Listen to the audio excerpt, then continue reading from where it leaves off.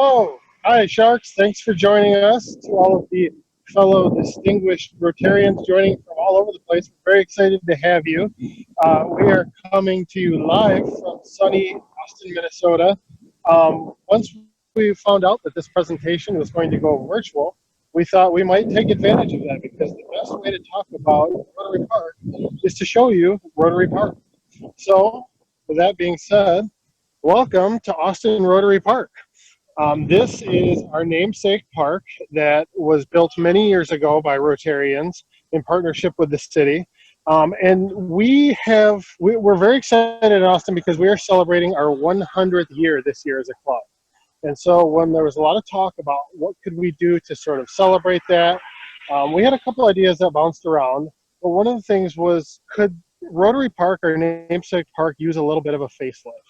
And as we started asking around, we actually found some community groups who came to us with some ideas.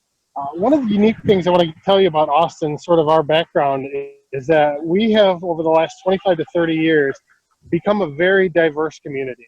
In the 1990s, if you would have gone to Austin High School, you would have seen a 97% Caucasian student mix. I can tell you now that Austin Public Schools, their incoming kindergarten classes are over 50% minority, and the school itself is between 35 and 40%, which is a really great thing. One of the interesting things about that part is it's not just from one area that all of this diversity is coming from. We have folks who are coming from refugee camps in Thailand and Burma area. We have folks coming from Africa, Sudan, and we have a lot of folks from many Latin American countries. And so as a result, in our school system, there are about 50 different native languages that are spoken in the home. And so we think that that's really cool. It can also create some challenges as a community. One of the things that can be a bit of a challenge is, how do you connect those many different folks and their different cultures as part of a community? Because unfortunately, sometimes people are used to hanging out and socializing and going to school and working with folks that they're most familiar with. And one of our best resources in our town to do that is both parks and sports.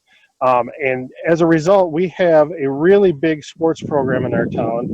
Our basketball program in particular has become state ranked over the last few years.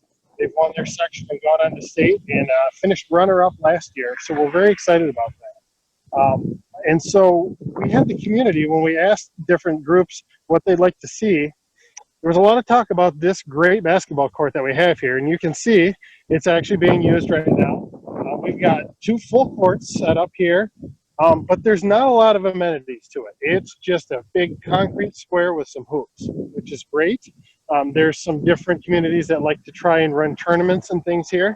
But they said, especially some of our younger population, we're missing a few things. One, we'd love some electricity here. There are no lights, as you can see, whatsoever.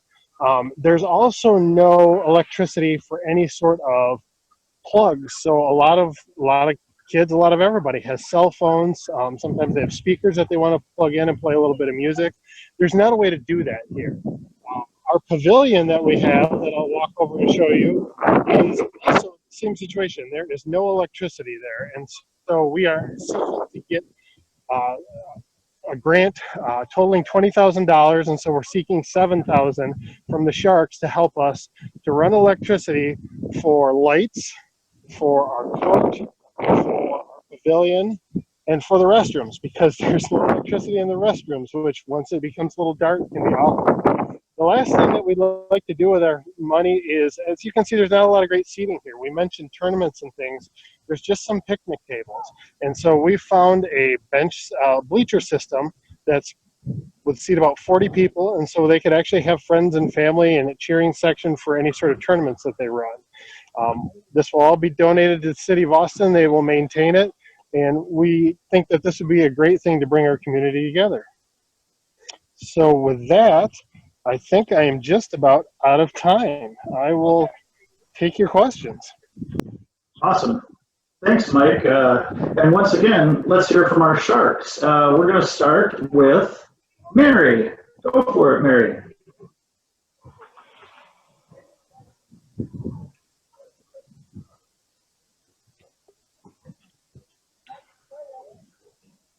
Maybe. All right. Well, she's getting. Thanks, Mike. I was glad you were able to show us the park because it really puts everything, makes it more real for all of us. It looks like a great place. And I have read about Austin and the work you've done as a community to embrace your diversity. And I think that your statement about parks and sports bringing people together really keeps it simple, but is very meaningful. My question is this, is vandalism a problem at the park? And if so, what's the plan to prevent it and or fix what gets damaged? Great question. I think with most communities, there is a little bit of vandalism that we see from time to time in our town.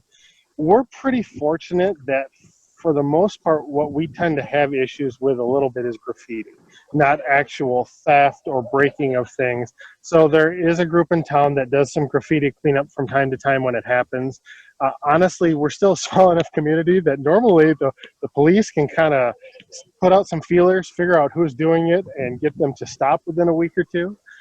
We did talk specifically about the bench system.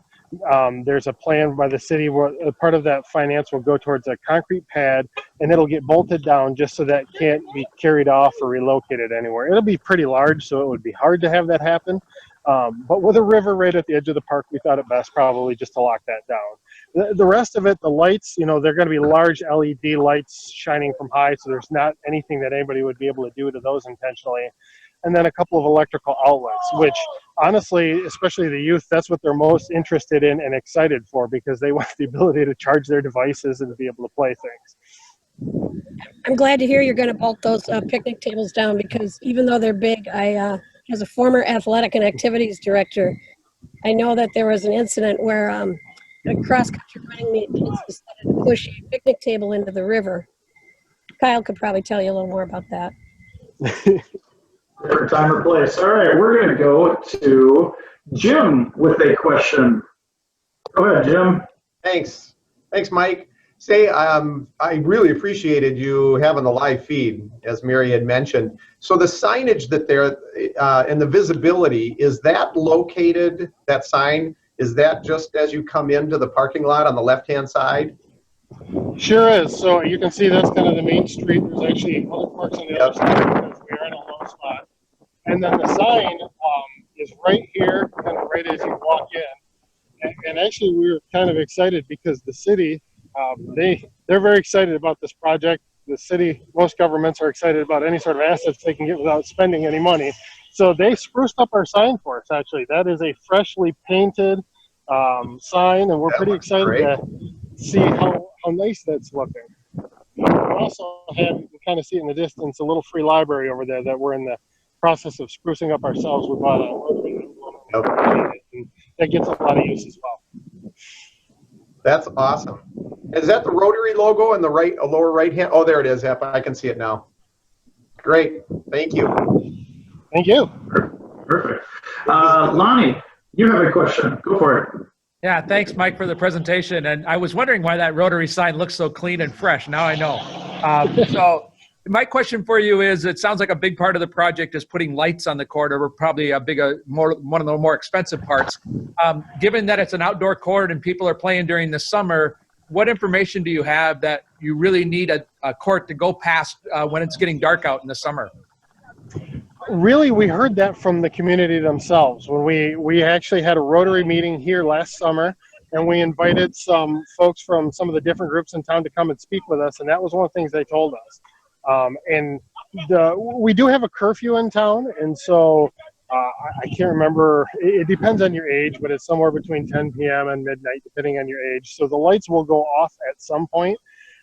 In July, they can play pretty late here, but if we get nice weather through September, October, we all know as far north as we are, it gets dark kind of quickly. So, a lot of these kids, this is what they love to do. If they're not in school, they're eat, sleeping, and drinking sports, in particular basketball. Thank you. Thanks, Mike. One question from the audience real quick. Mike, if you can just reiterate this. what is your project budget and what degree of Rotarian involvement? So the project for the budget is a touch over $20,000. I don't have the sheet in front of me.